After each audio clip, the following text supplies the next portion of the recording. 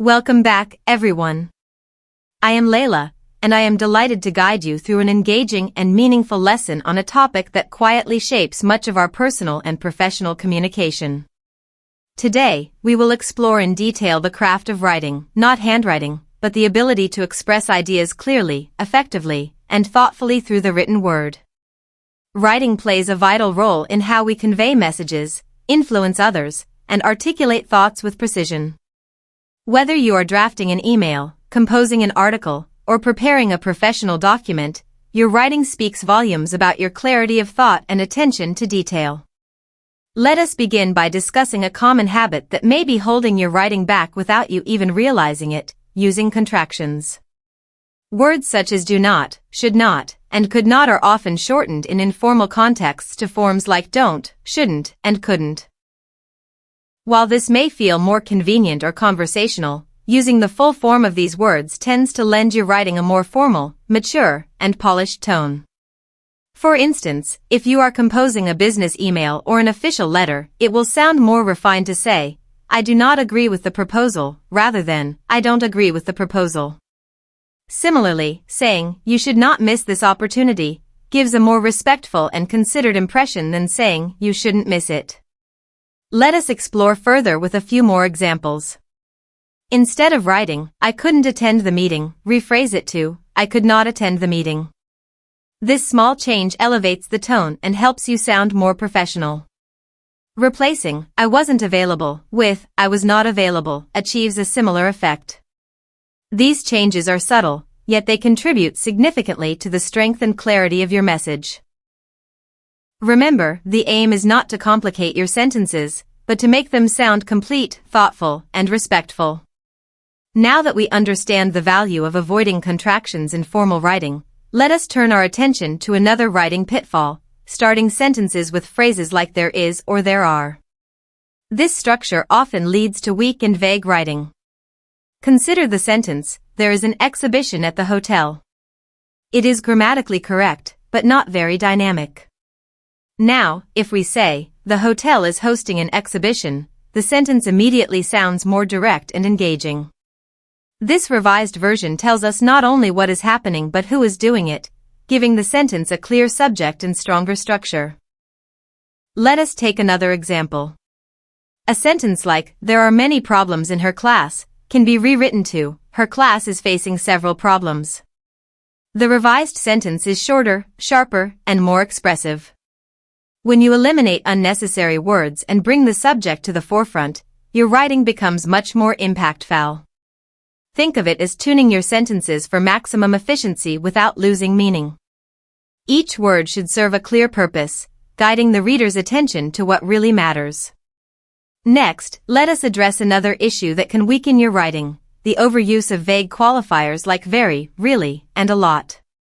These words are often used to intensify meaning, but in truth, they usually dilute it. Consider the phrase, "Literature is very hard." Removing very does not change the meaning. "Literature is hard" still conveys the idea. But we can do even better by choosing a stronger adjective. Instead of hard, use difficult.